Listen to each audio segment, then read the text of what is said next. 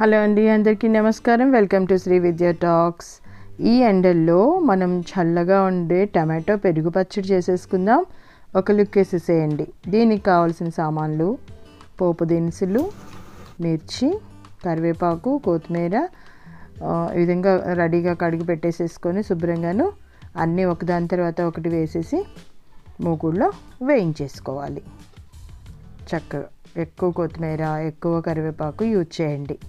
Mixie కొట్టేస్తే పిల్లలు దాంతోపాటు తినేస్తారు. విడిగా వేసేస్తే పిల్లలు కరివేపాకు పక్కకి నెట్టేస్తూ ఉంటారు. సో మిక్సీలో మనం పేస్ట్ చేసేస్తాం కాబట్టి చక్కగా లోపలికి వెళ్ళిపోతుంది, పిల్లలు ఇష్టంగా తినేస్తూ ఉంటారు.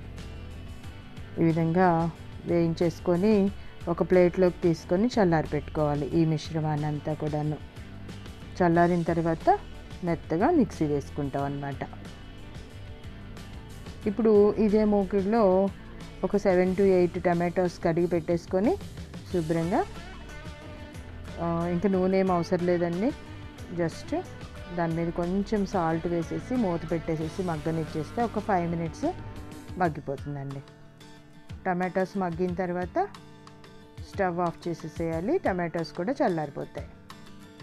ఈ లోపల మనము మన దగ్గర ఉన్న పెరుగుని మెత్తగా క్రీమీగా కవ్వంతో చిలికేసేయాలండి.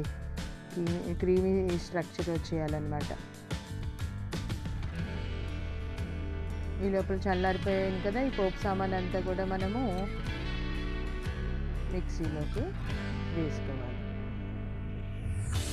మెత్తగా మిక్సీ వేసుకుందాం. కొంచెం అల్లం కూడా వేస్తానండి, బాగుంటుంది. మిక్సీ కొట్టడం అయిపోయింది. బౌల్లోకి ట్రాన్స్ఫర్ చేద్దాం.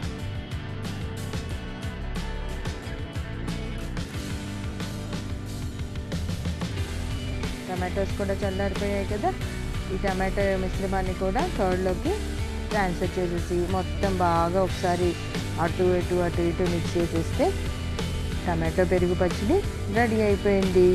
దీన్ని మనం చపాతీలో తినొచ్చు, రైస్లో అయితే చాలా బాగుంటుంది. రైస్లో తినొచ్చు, చాలా బాగుంటుందండి. మీరు కూడా ట్రై చేయండి. వీడియో నచ్చినట్టయితే please subscribe my channel. Thank you. Bye. Take care.